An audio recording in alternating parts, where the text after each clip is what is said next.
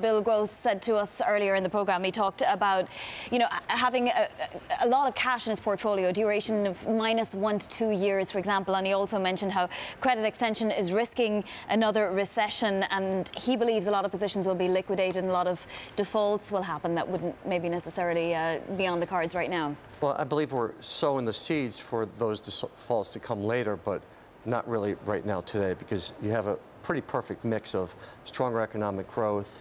Capital markets are open for companies, and companies are issuing a lot of debt. Companies are issuing debt with weaker covenants, so defaults will come, but it'll come on weaker economic activity, not today. So default rates of around 2 to 3% is what your viewers should expect in the coming year. But beyond that, there's going to be a big default cycle, because we're very late in the economic cycle, 8 years into economic growth, and in the last recession, we saw $300 billion of defaults.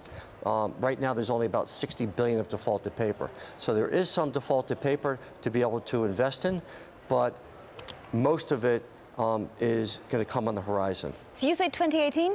2018, late 2018, perhaps. It's hard to pin down at this point in time, but I don't think it's this calendar year or in the next 12 months. And just because we're late in the cycle, in the sense of maybe being long in the tooth of a cycle, does that necessarily mean there will be a catalyst that will send us into recession?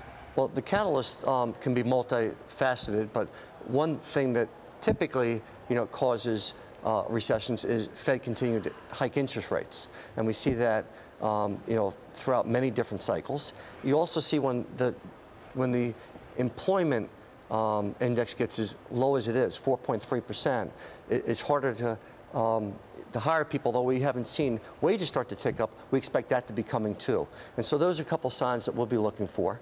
But given where we are in the economic cycle, we do think it's forthcoming.